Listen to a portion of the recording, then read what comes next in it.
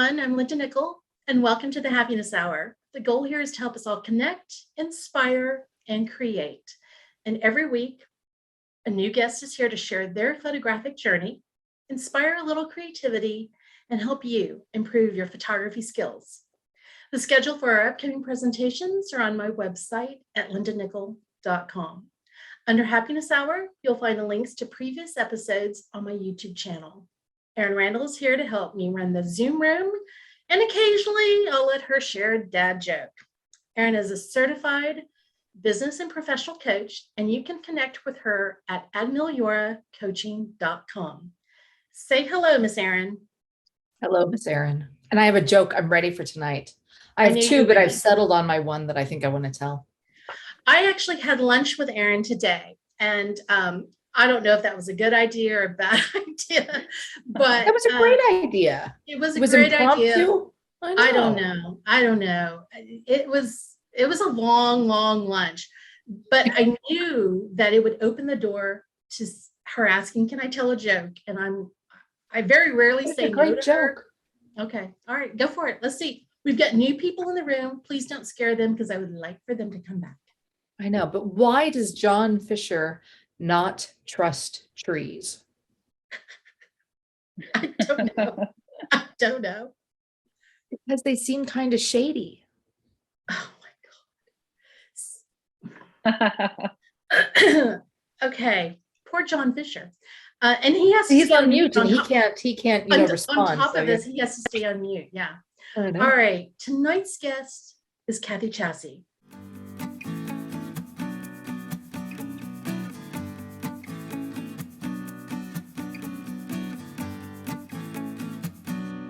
Kathy is a North Texas landscape photographer.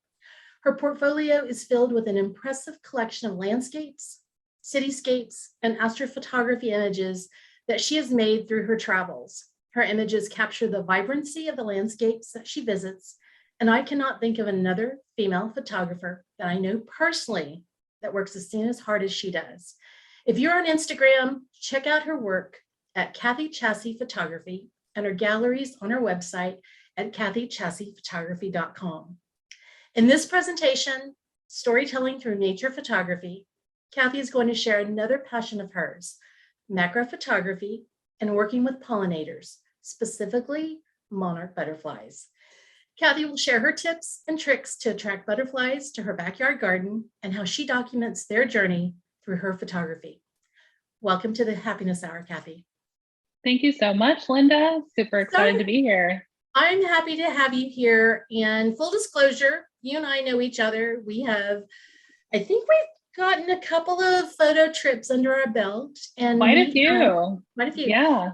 And tonight we have several of our other girl gang members in the room. We sure do. And we've seen the sunset and we've seen the sunrise without any sleep in between. We have. And I was really surprised when you said, "Hey, I'd like to do a presentation." And I was like, "Really?" And so, I don't know, that was like 6 months ago, and here you are. Mm-hmm. So with that, I know a little bit about your story. Treat it like the people in here that don't. I did a little bit of a bio for you, and that's just skimming the top of your work and what I know about you. So feel free to fill in the gaps for us. Absolutely. So again, thanks for being here. So much in the room. Appreciation for the girl gang, Liz snuck in the back door. We've got a lot of people on today, so super excited to have everyone here. I'm Kathy Chassie. I actually have a professional day job. I am the director of store operations at Sally Beauty Holdings at the Cosmoprof division. So we are a distributor that sells to licensed professionals. So your stylist or barber probably gets product through one of our either franchises here in Dallas or Cosmoprof stores around the country and Canada. So we are a full North America distributor. But my real passion, if I win the lottery, which I don't play, so I will never win, but my passion and one day, hopefully my full-time gig will be photography. My first digital camera, it's kind of crazy, was a Sony digital in 1999 when my twins were born. And it was a floppy disk was my first digital camera. So that dates me quite a bit. I don't know if anyone in the room had a digital floppy disk camera, but I had one of the first ones. And as the twins got older and I had my younger two kids, I realized that they didn't like me taking their photo anymore because mom was always in their face with photography. So in the middle of the 2000s and into 2010, 2011, I realized that I really enjoyed photography. And as we go out and shoot in all kinds of amazing places on the East Coast, because I've moved, this is our 10th house in 7 states. I've moved across the country. I realized that I really love photography, but I never really knew anything about it. So one of the things that I really challenged myself to do when I got back to Texas in 2016 was to really learn the camera and how does it operate? Because I actually had a friend say, you're pretty good at photos. Why don't you try to sell stock photography? And if anyone has attempted Shutterstock, that is almost an impossible thing to start. They rejected almost all of my photos. 70, I think I submitted, and it was literally, I think they liked 3. So I challenged myself to go into photography and really learn everything about the camera. So that's a little bit about me, Linda. Well, that is a great opener. So we cheated and we went through your slides. So I think you guys are going to be in for a treat, because when Kathy said, hey, I want to do a presentation, I'm like, she's going to do one on landscape. And she's like, no, I'm going to do it on butterflies. And went, what?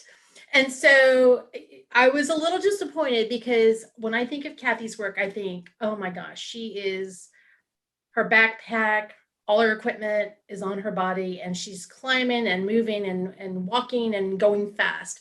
And to sit and imagine her sitting in her garden and working slowly with a macro lens caught me by surprise. And then I've seen some of the images that she's got, and I know that you've been really, passionate.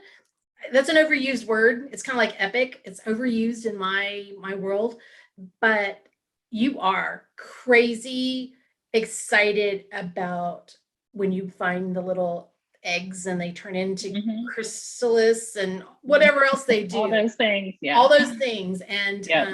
So we're a little past the time where those little eggs and everybody's hatched and they've actually made their way on their way to I guess Mexico, going south. But maybe this is a good kind of an idea for those people to think about for next spring. So right. We're way ahead of the game. Yeah. Well, and one of the things that really challenged me, if you follow me on Instagram, I don't post a lot of my macro photography because it's something that I am personally challenging myself to get better at. So for those of you expecting an expert here today, I'm not an expert, but I would love to share what I've learned over the years, and super excited to share what I have today. And I think that you check one of those boxes for me. It's about storytelling. And these images is exact. I mean, you can look at these photos and you know the story. I don't know much about butterflies other than they're beautiful, but I've learned a whole lot about them this year because a lot of people were going crazy with the Monarch. So I'm going to shut up and let you get going, because I know that you've got quite a bit to cover tonight.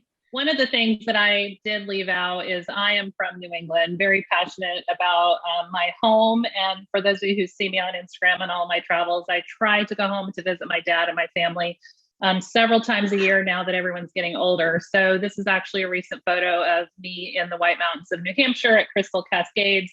I was just there at the end of September, early October. So did want to share that I am best known, as Linda had mentioned, for my landscape images. So I couldn't put this together without sharing some of my favorites, because I think we all have a passion, and I definitely are continuing to develop all the different types of photography that I focus on. Kelly, who's in the room, and I chase a lot of sunrises and sunsets. More sunrises for me, more sunsets for her, but that is something that really started my passion. Linda, you and I met at a meetup in Fort Griffin, and this is one of my Milky Way shots that was from my most recent trip, which was really amazing to finally kind of get the shot that I envisioned. Another New England shot, Portland Headlight, is another place where I literally go at least once, if not twice or three times. My mother-in-law actually lives about 20 minutes from that lighthouse, so it is super easy to stay with her and get up and see these beautiful Maine sunrises. And then I went on a solo photography journey, just me and my Canon, to Banff, Jasper, Yoho, and Kootenay, national parks in the Canadian Rockies. And that was it was my second trip, and just an amazing trip, just me and my camera. And a couple of other images. I saw the Northern Lights for the first time. I know some of the local photographers here were getting excited that you could see the Northern Lights maybe down to Oklahoma City on Halloween weekend, which it didn't transpire. But I was lucky enough on the left shot to have an amazing meteor falling star coming down into that shot. And then I'm continuing on my learning journey for the Milky Way to try to get as much as I can of the night sky. So every month during Milky Way season from February through October, I'm typically out at least once for New Moon weekend. Several of the girl squad here, we have gone out together to shoot Milky Way. And again, it's just trying to do over and over and continue to work together and learn. So I'm here for macro, and I did want to share some of the images that in 2018 and even previous to that, I thought were really awesome. So this is one of my sunset locations that sometimes I get there a little bit early, and I noticed that there was a swallowtail over in the paintbrush. And I'm like, oh, let me take a picture. And so back then, I really thought that these were pretty good images. And if you look, you can see on the left, really harsh light. I used to go down to the Arboretum here in Dallas and try to get some amazing photos of butterflies. And it was frustrating because I didn't know when they would be there. And I would try to go when it's the monarch migration, either in March or in September and October, but it was just hit or miss. And I never really was happy with my images. Here's a couple from my backyard, and hopefully you can see the growth in the images as they progress, but I have the pool in the background on the swallowtail on the left, and I love the Mexican sunflower, but back then it was okay. Today, I really wanted to continue to focus on how do I improve the photography and how do I improve the image so that you really, it evokes that emotion and really is a wow instead of just a snapshot. I got a little better with this queen butterfly. If I look back on these, I'm like, okay, I was kind of headed in the right direction, had some pretty good light and decent camera settings, but still, anytime I'm not great at something, I always challenge myself to get better and better. So in 2017 and 2018, if anyone has ever heard of doing a 365 project, in 2017 and 2018, I actually did that. So every single day on Instagram for 730 days almost. I did 2 years back to back. And Linda, I know you followed me back then, and several of you here. I really wanted to learn my camera and everything about it, and actually flipped onto manual mode for the very first time when I started my 2017 365 project. And it was such a learning journey, and I continue to learn with my camera. And my focus was really to improve my macro. So you can see some more recent images where I got closer to the Monarch Butterfly. I tried to focus on the background of the swallowtail on the right. That's a pipevine swallowtail. He was actually in a hanging basket in my garden. The image on the left, an amazing swallowtail, which was actually one that I had raised in my yard 2 years ago. He had just come out and was such an amazing light. Everything really worked. And these two images were actually one of the top images on my Instagram. So I really knew that once I started getting that reaction and connection on Instagram with my followers, that I was starting to get somewhere. So really wanted to focus on how do I continue to improve on macro. So the very first thing, and you don't need a fancy camera, and I don't know if everyone can see me or not, but I literally have my camera ready every single day, especially now with COVID that I'm able to work remotely. So my camera is set up. My primary body is my R5 mirrorless. I'm super excited. I just hit a year with that camera. I also have my Mark IV as my secondary body, and I do carry that when I'm in a situation where I may need a landscape lens for the sunset, and I still want to be ready if something comes around that I need my longer lens. I also use, and I haven't upgraded to only one RF lens, so I still use my EF lenses. My 100 to 400, which I just flashed up, is the lens that I use primarily for all of the work that you're going to see tonight, with the exception of some of the really close-ups that I'll talk about that I use my macro lens.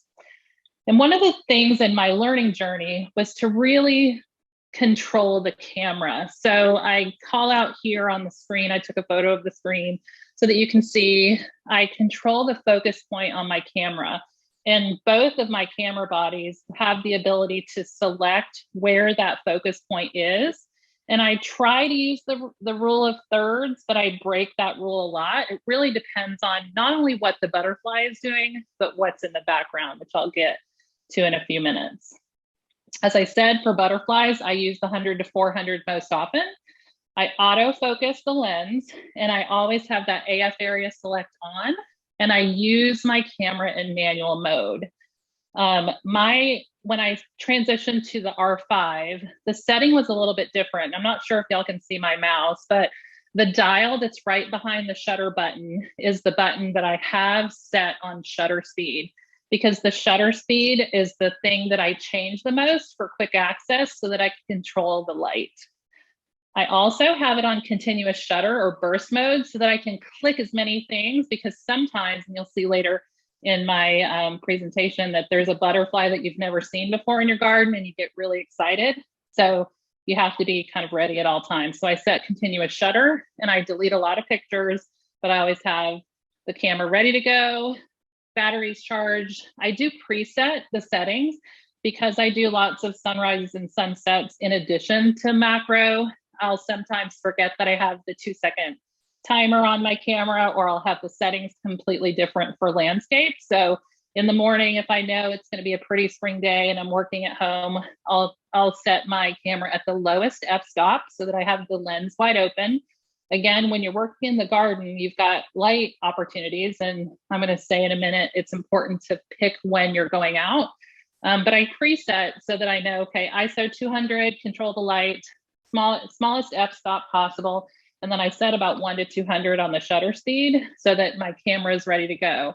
I don't know how many times there's been something in my garden, whether it's a bird or a butterfly, and I'll miss the shot because it's still on those camera settings for landscape. So that's something that I've learned this year, to always have the camera ready to go. So time of day makes a huge difference. And I flashed up this old picture on the left of the Gulf fritillary in the harsh light. And that photo, although I was proud of it way back when, you can hardly see the focus on the butterfly. Even though it's a great shot of the particular insect, you can't really tell that it blends in. The light is very harsh. And even if you play in post-processing, it's really hard to kind of capture what that's going to be. The soft light, especially in the morning as the sun is coming up, or in the evening, you can really use light to your advantage.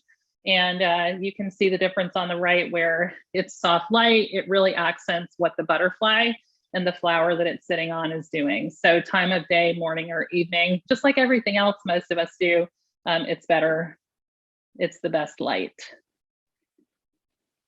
All right, so my tip number 1.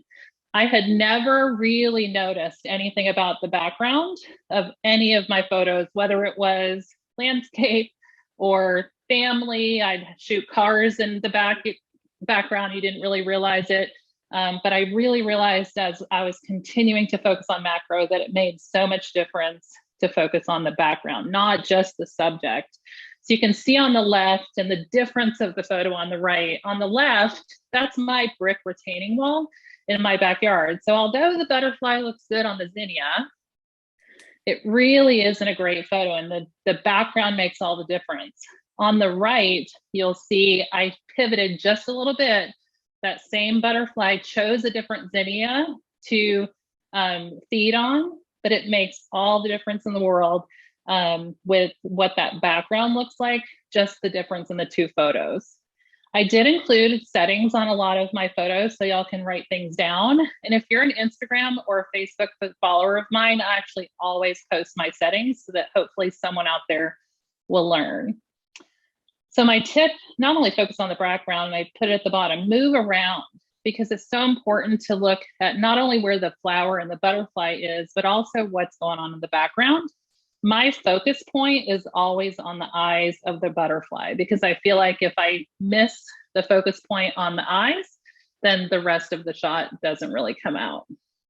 So of that set that morning, this was my favorite image. It was shot at 200 millimeters, smallest f-stop on my camera. And I really loved how the background, some of the flowers in the background, and the angle of the zinnia really sat well. It was kind of leaning over, and the butterfly was having a great breakfast that morning. So that was my favorite of that particular set. Every time I sneak in, it pauses, so apologize for that. All right, my tip number 2 is move around often. So I've got lots of different flowers in my garden. The majority of everything is perennial for my base of my garden, but I also have lots of annuals, especially zinnias. And I'm on the move all the time, especially because butterflies move all the time. One tip that I would share, in addition to moving, is move slowly, because they do get spooked pretty easily. This male monarch was jumping around the garden, and he was finding some of the lantana. Then he was going over to the asters. This was a couple weekends ago. And you can see that the images are both shot at the exact distance and the exact settings, but it looks very different depending on where the butterfly was and where I was in relationship to the flowers in the background as well. And Vin, or Beneath, that came a couple of weeks ago, talked about getting low to your subject. And I've actually noticed that the lower you are in your garden with the butterflies, the easier it is to adjust that background to really have a complementary image that looks similar to this, where you can have that low f-stop, where you close down that the f-stop, which opens up your lens and creates that blur in the background, and just creates a great image the lower that you get. I have a challenge because I do have a pool. So every once in a while, I'll be afraid as I'm getting down low that I'm gonna fall in the pool, but I have not fallen yet. I do have a plan. If I happen to start falling, I'm gonna throw the camera into the flowers so that it doesn't go into the pool with me. So of this morning set, this was my favorite. Really love, this is a male monarch. I've done a lot of Googling and learning about the butterflies that I raise, and hopefully this won't mess up my presentation, but you see the dots on his hind wings. That signifies that that is a male monarch butterfly. And since I raised so many, I'm over 200 that I've released between spring migration and fall migration. The earlier you let them out to feed on the flowers, the less likely they are to fly away. And sometimes on the weekends, when they come out of their chrysalis and they close, I'm able to take them and have a great photo shoot with the monarchs, and I talk to them and they hang around. So this was one male feeding on the lantana that stuck around quite often, and I loved the morning light and the way that this image came out. And you can see the settings, again, lowest f-stop so that I blur that background. A little bit use the rule of thirds, but definitely the focus in this image is the butterfly. All right, so I mentioned the focus point on the eyes, and I do want to kind of reiterate the previous images or the previous tips where I shared, watch out for the background. So although these are pretty snapshots, I would call them almost, where you see the Gulf fritillary and he's feeding on this Mexican sunflower. On the left image, you see my retaining wall, the fence. On the right, you can actually see the fence is going diagonal, which is distracting to me, and it really doesn't make a good image with kind of that distraction in the background. And even though these are greatly focused, I still just didn't love them. So on the next image, you can see the difference. So really moved around to get this butterfly in focus. And even though his wing on his left side of his body is a little blurred, you can see, and I'm going to try to get this really close. Hopefully everyone can see that. The focus point on his eyes and his body was just amazing with the complementary background, and everything really came together in that particular image with the Gulf fritillary. And he's feeding on that awesome Mexican sunflower, which I found out this fall is a great flower to have in your garden. Tip number 4, have patience. And I think probably a majority of your presentations and presenters, Linda, has shared this tip. Butterfly photography is not an easy feat because they're always moving. They're changing flowers. You'll get close to one and they'll move away. You'll get close to one and they'll move away. This butterfly, the giant swallowtail, is the reason why I have my camera at the ready all times, because he or she, I actually don't know if this is a male or female. I think it's a male, but I'm not 100% sure. This is the first season that I have ever had a giant butterfly, swallowtail butterfly in my backyard. And they're very striking. They can grow to 6 inches in wingspan. So they almost look like a small bird as they're fluttering through, and they don't stay still very often. So even though these aren't perfect photos in my eyes, because we've got background issues a little bit on the left, it's a little dark. There's a lot of distracting limbs and things on the photo on the right. I was still so super excited to see this giant swallowtail in my backyard, to the point where I actually didn't say goodbye to my son as he was headed off to work. And it didn't even register to me that he was leaving the house, because I was so excited that this butterfly had come into my backyard. And they love the zinnias. And that was, I think, the reason why this year, because we had so many more zinnias than we had in previous years, that this butterfly came to my yard. And in that particular session with this butterfly, this was my favorite of all of the images. And I feel like the colors of the zinnias that are blurred out in the background and the white really stood out with this butterfly. And you can see as I get super close that all of the detail in his face and his eyes and his fuzzy little part of his body really came through in this image, and was very excited to see this butterfly photo come through. And I shoot hundreds and hundreds and hundreds probably to get a few really good ones. And again, it takes patience. All right, so I talked about the importance of the background and the focus and all of the things to combine it all together. I actually had a really awesome time with the monarch migration the last couple of weekends in my garden. And this particular butterfly really was having a good time with the Greg's mist flower, with the zinnias, and with the lantana. And I have several images out of this set where you can see that the butterfly is doing something different. On the left, where he's feeding forward. On the right side, he's profile, and you can see that zinnia in the background. And then several others where I was moving around to see what angle of the butterfly really made the most difference. And I did have a photo bomber in the photo on the right, a little white sulfur, I think that one is called, a butterfly that was getting into the action of the photo. And you can see that all of these two images are shot at the same focal length and the same settings, because I was just kind of having a fun time following him around in the zinnias with the asters in the background, which I thought was really a great compliment, and a little bit of the lantana peeking through as well. and the colors really all complemented each other during the shoot with the butterflies.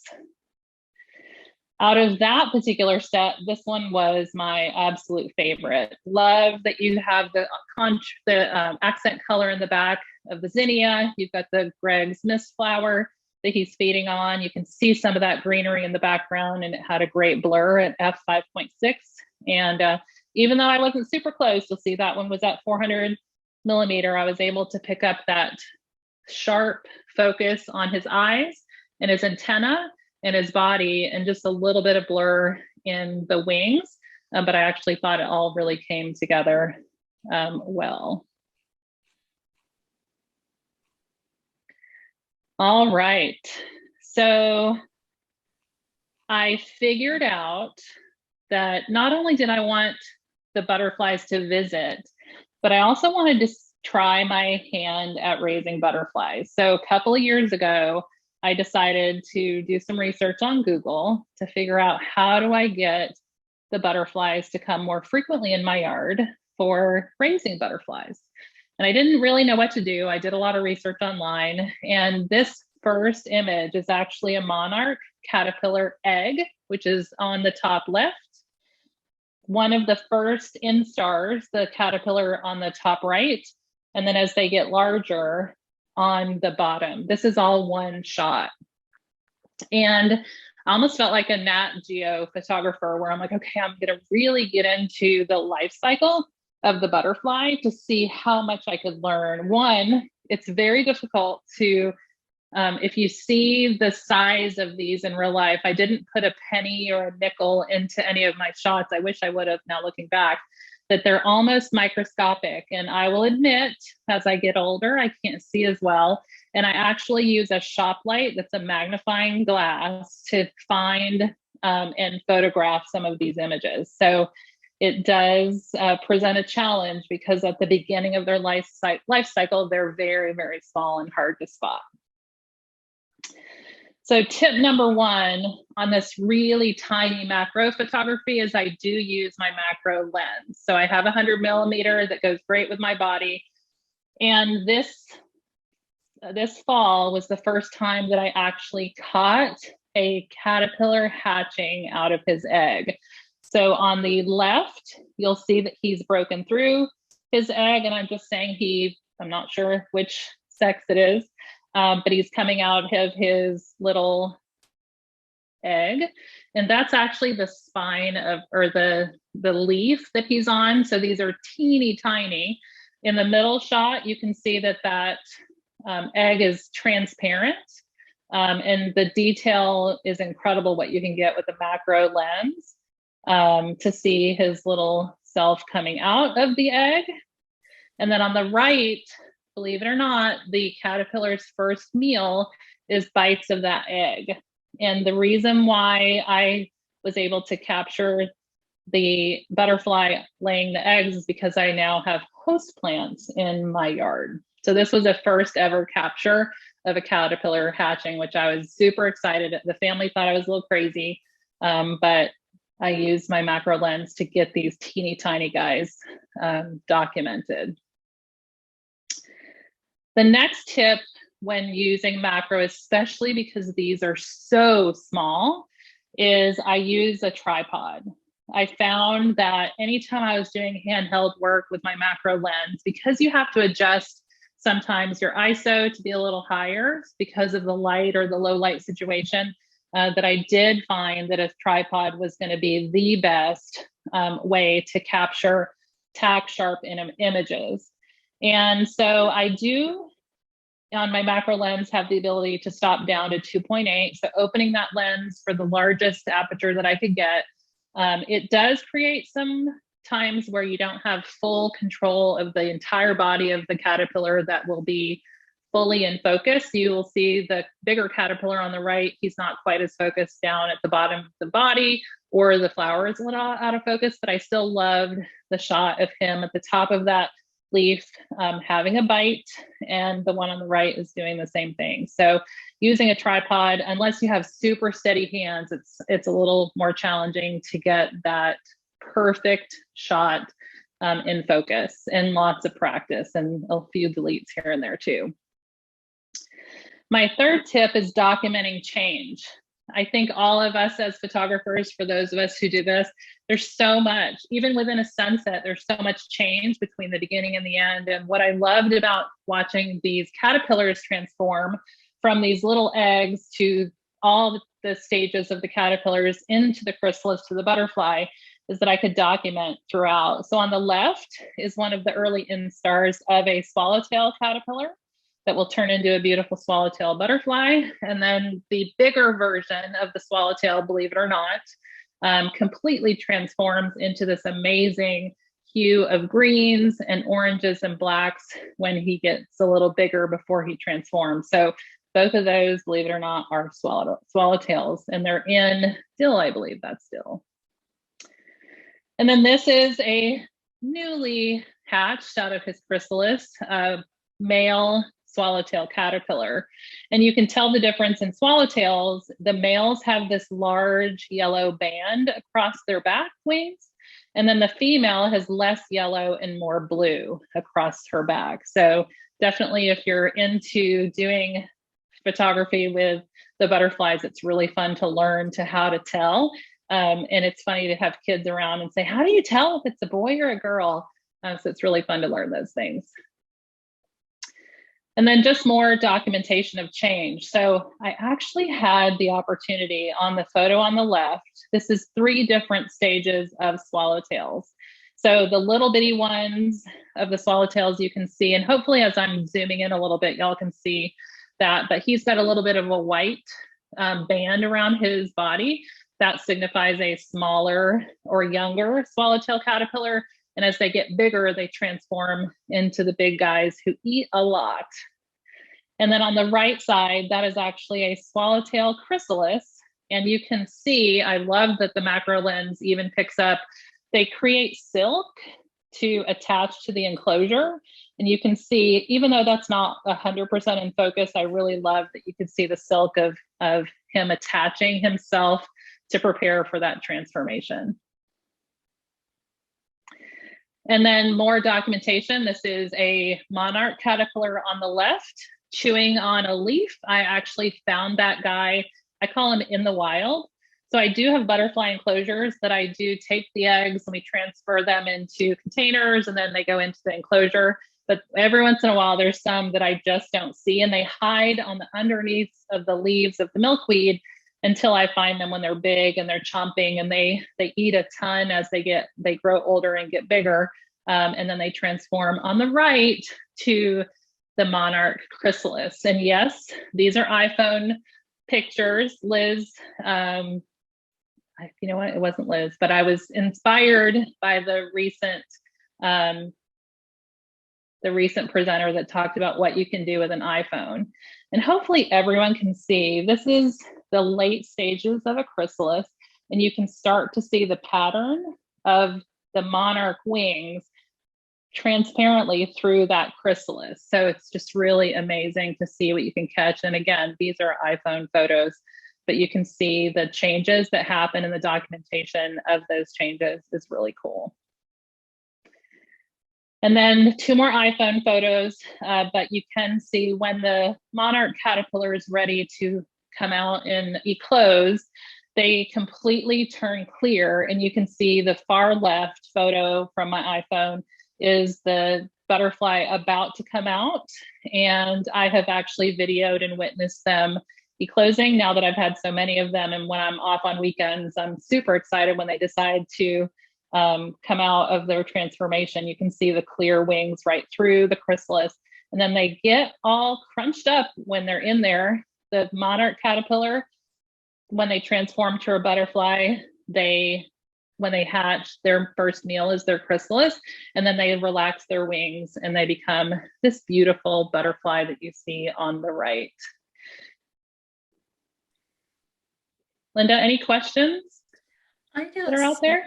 Yeah, I'm not seeing any questions in here. It's just more of like excitement of yeah of this whole, evolution of, especially when you started with the eggs. It was like, Yeah. I've seen one of those eggs, and you're not kidding. They're super. You can hardly find them.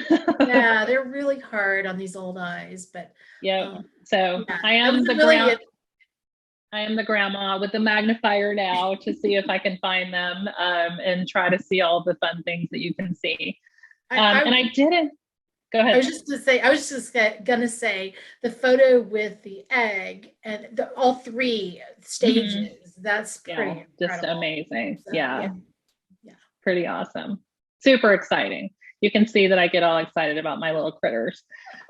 This guy, believe it or not, it may be the ugliest caterpillar that you've ever seen.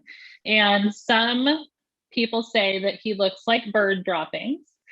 It is a giant swallowtail caterpillar. And this plant of rue was actually given away to a coworker. And she texted me last weekend and she said, are these caterpillars? She had 3 in her rue. And I said, oh my gosh, that is a giant swallowtail caterpillar. And I have bought citrus trees to lure them to my garden, and rue. There's all kinds of things that are their host plants. And she just happened to have the giant swallowtail lay eggs on her rue. And she actually gave me the plant. So I have adopted 3 amazing, ugly, but beautiful swallowtail caterpillars that will turn into that beautiful yellow. And you can see I don't even know for sure where his eyes are. It was a really hard shoot, this one. I was gonna say, it looks like a little puppy dog eyes. It does, or a dinosaur. I was trying to think of how do you describe, and I bet I took 50 photos of this one caterpillar trying to get the focus point, and it was dark and he moves, and it was just a very interesting thing. But that is probably going to be my most exciting transformation. Hopefully it'll come to fruition. For anyone who hasn't raised swallowtail butterflies specifically, they actually overwinter. So the monarchs all travel south for the winter and they transform south. But the swallowtail caterpillars, if they transform late in the season, they will stay in their chrysalis all winter until it's warm enough to come out. So I'm hoping, I have 3, that those guys will hang on till spring and everything will work out. So before you move on, there's a couple of questions I'm going to throw at you. Gil says, we had many monarch caterpillars feeding on the milkweed, and she looked the next day for the chrysalis, but didn't see any in the milkweed. Where should I look for them, and when would they be there? So I hate to share, Gail, that there's lots and lots of caterpillar predators out there. I actually witnessed, and I was so heartbroken, I had a spider eat a queen butterfly literally right off of a flower that I had been shooting. I'm like, where did the queen go? And I saw the butterfly had fallen, and I'm like, well, that doesn't make any sense. And I looked, and there was a jumping black spider that had gotten that queen butterfly. So if you notice things are disappearing, it may be birds getting the caterpillars or other predators. Wasps feed on monarch caterpillars. So what I have done, and if anyone follows my stories, I'm always hashtagging save the monarchs. Anytime I find one, I put it in the enclosure with milkweed so that I save that monarch from those outside predators, because there are so many, especially in Texas with the amount of spiders that we have. If you do have a chrysalis in the wild, though, they typically go to the highest spot. So I actually had some escape, believe it or not, if I leave the enclosure open or if I'm releasing and a monarch caterpillar will get out. They'll go to a really high point. So they've been at the top of my patio before. They go to the top of enclosures, or maybe at the top of a fence, or anything that they can secure, because they hang once they come out. So it might be something that you kind of look up to find that chrysalis and where it's gone. So Valerie Hoffman is going to surprise me here. So she says the little bird turd caterpillar, which is what we're looking at, might be a spice bush swallowtail caterpillar. And if it is, since she's not an expert, his eyes are underneath his front or under his front part. So, all right. And maybe those are his. I'm pretty sure this is a giant, but he may surprise me. But you're right, Valerie. His eyes might be right there above his nose. Yeah. So Diane is asking, do you use artificial lighting? I do not. I never, and I probably could or should. But because my camera bodies don't have a built-in flash, I don't use any artificial light, which is why I'm always messing around with that shutter speed and ISO to really kind of balance those settings so that I can still get a really clear image. I don't like going high on an ISO though, because of the grain and the noise that you can get in low light situations. So I'm usually outside in the bright light when I do those egg shots so that I can have the sun help me out to light the scene. Yeah. Okay. She just said, Diane is following up and says, an external flash with a small box diffuser works wonders. So thank you for that tip. I need tips too. I'm certainly not the expert, but I've learned a lot over the last couple of years. Yeah. All right. So I know, Lynn, you and I have talked about attracting butterflies to the yard. And Greg's mist flower is one of the things that I have in several places. I have it in containers. I have it in the garden, in the ground, in several places. And I will tell you, they say that that's butterfly crack, especially for the monarch. So definitely attracts lots of pollinators to the garden. So that's really a winner. This year, I have really believed that the zinnias and the amount of zinnias that I have in the front yard and in the backyard, we grew everything from seed. The zinnias are really the reason why the swallowtails come. The monarchs love them. I get the Gulf fritillaries, and there's a couple more species of butterflies that I'm starting to attract that I need to learn more about because of the zinnias in my yard. And then this fall, even though that's not my favorite image with kind of the yucky background, but the Mexican sunflowers have really been great. And again, we just plant some in small containers and then put them in the yard. And that definitely has been a favorite for all of the butterflies in my yard. We also use lantana. We have marigolds. We have butterfly bush, which we had a hard time with this year because of the heat. We have cosmos, and then just recently started to try cone flowers. What I try to do, those of you who have rabbits and are in Texas, some of these things are really attractive to rabbits. So we had to fence off the underneath part with, what is that stuff called? I can't think of what that stuff is, but we had to put it at the bottom of our fence. The netting? Chicken wire, whatever it is, yeah.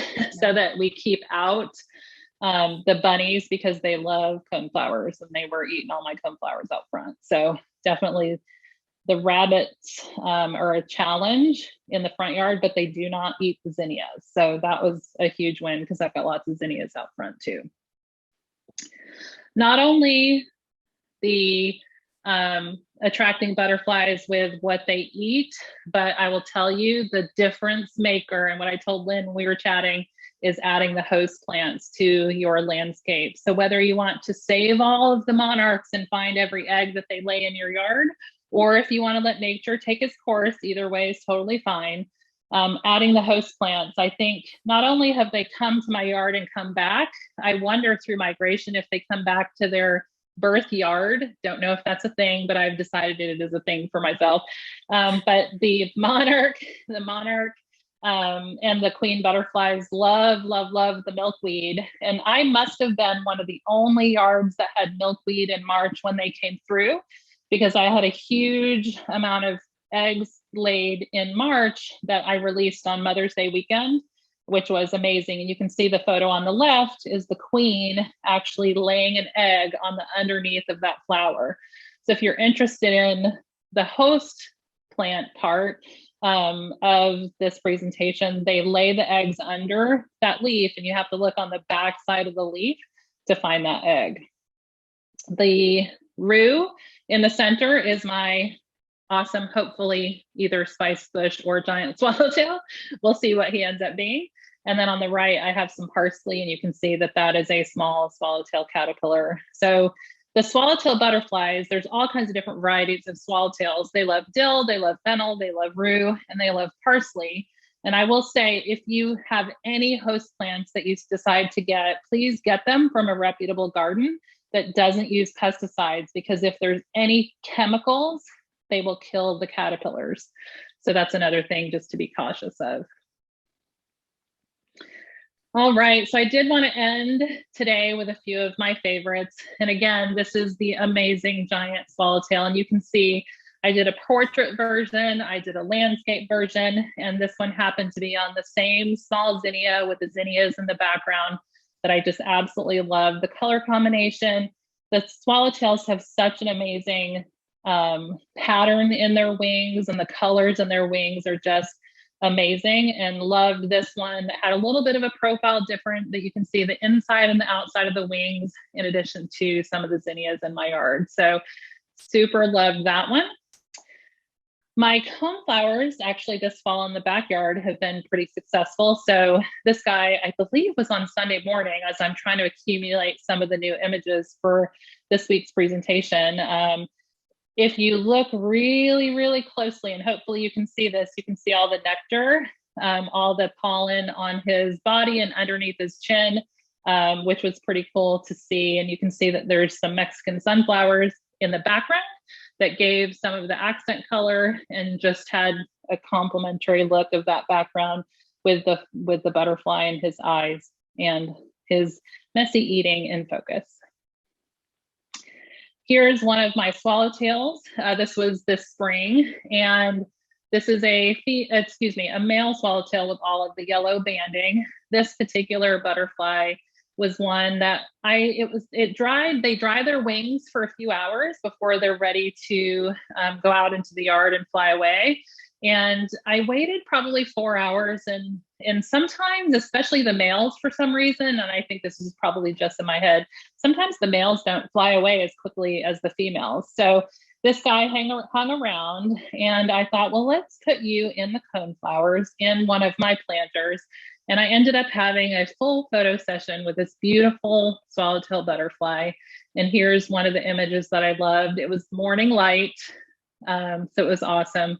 Then here's another one that I just absolutely love. The color combinations of some of the flowers in the background, the coneflower and the way that it was angled, and then the amount of detail that I can get with the lens combination, and that his little tongue, I know that's probably not what it's called, but he's feeding on that coneflower. And I just absolutely love the way that those colors came together with the light in the background and everything in the foreground.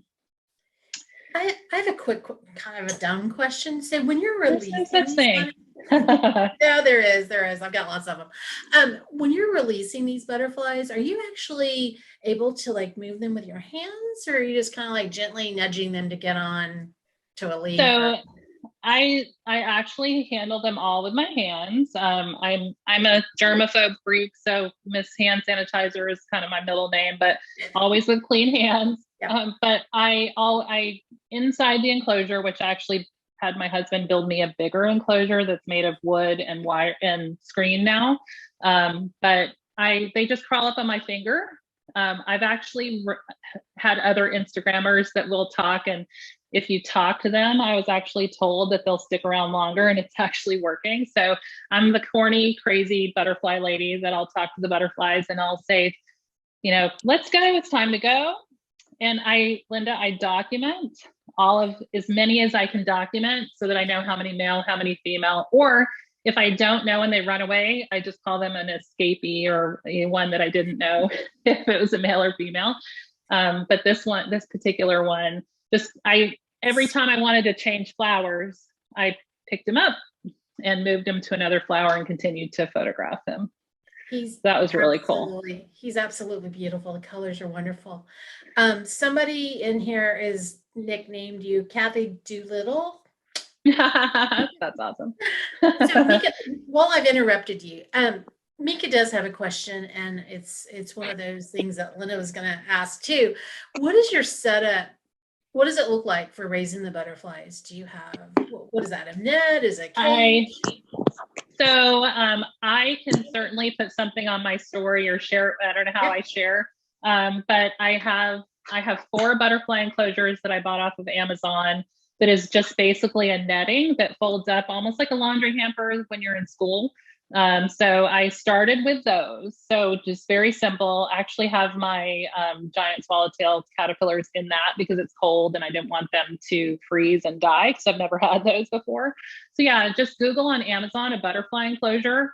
I have found, just make sure you get one. I think mine's 30 inches tall because any of the host plants that you might bring inside, they grow high enough and then they'll transform at the top of your enclosure. So you need to have a little bit of space for that. Okay, thank you. Great question. And here's just another version. Again, same swallowtail, same coneflowers, but a little bit different background as I'm moving around to try to catch that light and some of the colors that were in the background. So just a little bit of an orientation difference in that particular one. So I'm super excited to be here and share all of my little tips and tricks. Feel free. I am always on Instagram. That is my primary social media that I try 4 or 5 times a week now, sometimes 3 days a week, depending on how busy my professional life is. I'll be on Instagram, but definitely DM me if you have any questions. I would love to help anyone if anyone is interested in raising butterflies because I'm so passionate about it, especially the monarchs. They are not endangered, but they are at risk. So the more that we can do, especially for those of you who live in Texas, where the migration comes through in March and in September, October, we can all help to pitch in and save these beautiful creatures. So all of my social media is included on the screen. I have a website. I'm not great at keeping things updated. I have my Instagram. I also have a Facebook page, and I dabble a little bit on Twitter because someone along the way this year said all the cool kids are going to Twitter. So I do have a Twitter as well. They are going to Twitter. That's another topic for another day. Let me scroll through here really quick. And I always share the text chat conversations with you. So if you guys want to throw anything in there for her, I'll make sure she gets this. Jamie says TikTok is for the cool content creators. So maybe that's where, maybe you've got some monarchs that can get over on TikTok and do something. I think you've inspired a few people. I know Karen Riley is in this room, and she better be taking notes because we're gonna raise butterflies next spring, Karen. I also know that Mika Geiger, who is who's in this room and is a incredible insect macrophotographer. I think her eyeballs popped open on some of these butterflies. So Lynn wants you to come over and help her with the garden. So I think you've hit a lot of, we're going into the dark days of autumn and winter, and we're all going to come out with some fresh energy for the spring. So hopefully you guys taking some good notes, you've learned a little bit. And what I particularly love is how much you've documented this journey of your macrophotography, and thank you for coming and sharing it with us, because it was awesome to be here. And one more little tip, the one thing that we did differently this past winter, and I think it looks like Jamie's going to ask the question that I am about to share. Perfect. We start our milkweed inside in the winter, and we actually, believe it or not, have grow lights in our garage, and we have just a 5 shelf, basically a baker's rack that we have in the garage, and it has grow lights so that those monarchs can have something to lay eggs on right in March. And if we have a rough winter here in Texas, it's really hard to have anything alive in your yard outside during that early spring season, and it's always frustrating. So it is so critical that you have stuff started early so that you can have that milkweed when the monarchs are coming through in March. Mika threw in as a follow-up, should she be cutting down my tropical milkweed now? I thought it was native to Texas, but it isn't. That is the theory. Last year I didn't have as many monarchs as this year. That is what they say, is to cut it mid-October so that the monarchs don't lay eggs so late in the season that when they transform, they come out and it's too cold. I do have 2 chrysalis monarchs that are still in my enclosure that hopefully they're going to be ready in the next day or 2. And then hopefully after the cold front, I'll be able to release them. And, but yes, they say to cut that milkweed down. This year, because I had so many in August, September, and October, I have no milkweed left. They ate it all. Yeah, that's something that I saw here in Austin, that we had an explosion of monarchs and people were, I don't spend a lot of time on Facebook, but it seemed like every time I got on Facebook, it was, where can I get milkweed? And people were panicked because there were so many such a shortage. Yeah.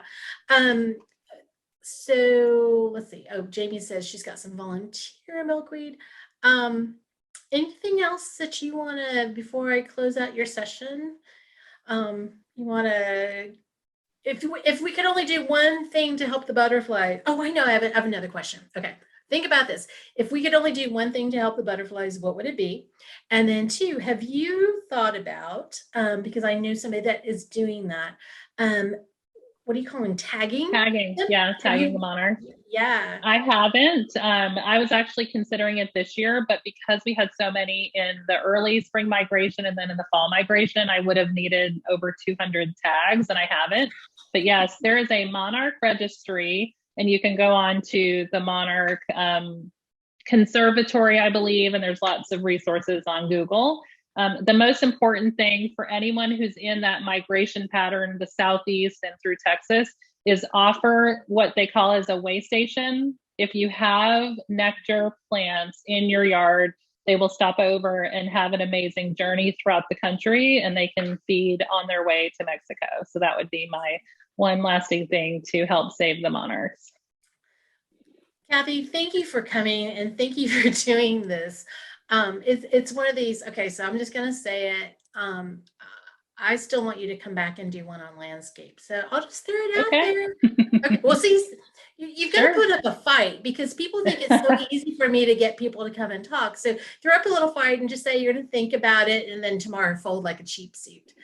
So, well, and Linda, it's tough to figure out what I'm an expert at. Again, we're all learning, right? And that's why we're here to learn. So it's exciting to share with other photographers that are continuing to learn, because every day you can learn something new. And Linda, it's amazing that you do this for the photography community. Well, for me, I'm not an expert at anything, but I just really love hearing people's story, whether it's about inspiration. It's like, or if it doesn't matter what kind of camera you're using, it's really, what are you doing and what interests you?